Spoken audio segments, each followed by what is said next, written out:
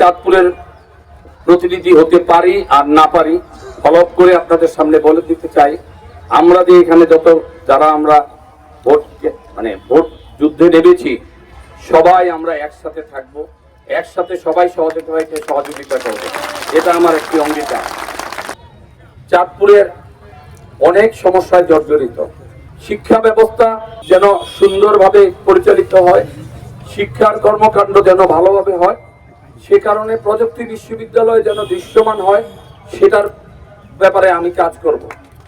Medical বিশ্ববিদ্যালয় এখন পর্যন্ত জায়গা অধিগ্রহণ হয় নাই। যদি আমি নির্বাচিত হই আপনাদের ভোটে, যত তাড়াতাড়ি সম্ভব সেটা মেডিকেল হসপিটাল, যেটা মেডিকেল কলেজ এবং 500 শয্যা বিশিষ্ট হসপিটাল, সেটা দৃশ্যমান করার চেষ্টা করব। পদ্মা সেতু, মেট্রো রেল এবং এলিভেটেড এক্সপ্রেসওয়ে নির্মাণের গর্বিত অংশীদার বসুন্ধরা সিমেন্ট। নদীমাতৃক দেশ, চাঁদপুর নদী বেষ্টিত একটি চাঁদপুর সদর এবং হ্যাঞ্চর। নদী আমাদের জন্য অনেকে বলে অভিশাপ, কিন্তু আমি নদীকে অভিশাপ হিসেবে দেখছি না, আমি নদীকে আমাদের জন্য আশীর্বাদ হিসেবে দেখছি।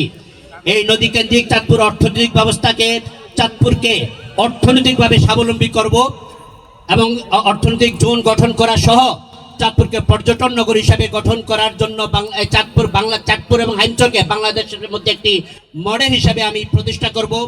আর যদি আমি নির্বাচিত নাও হই, আমি আমার এই ভাইদের সাথে একসাথে কাঁধে কাঁধ মিলিয়ে চাঁদপুরের আপামর জনতাকে সাথে নিয়ে চাঁদপুরকে কিভাবে সন্ত্রাস মুক্ত, চাঁদাবাজ মুক্ত, মব সন্ত্রাস মুক্ত একটি সুন্দর জেলা, সুন্দর শহর হিসেবে গঠন করা যায়, সেভাবে আমি আমার নিজেকে আপনাদের সামনে আত্মনিয়োগ করব।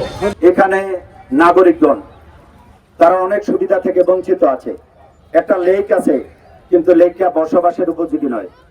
এরকম একটা লেক যদি অন্য কোনো শহরে থাকতো, তাহলে পর্যটকরা এখানে ভিড় জমাতো, কিন্তু লেকে আবর্জনার মতো, ডাস্টবিনের মতোই ব্যবহার হচ্ছে লেকটা। আমি সেটা সংস্কার করে এক কথা চাঁদপুরকে একটি বাসযোগ্য নগরীতে পরিণত করতে চাই। জনে জনে যুদ্ধ, এটা প্রত্যাশা করি না।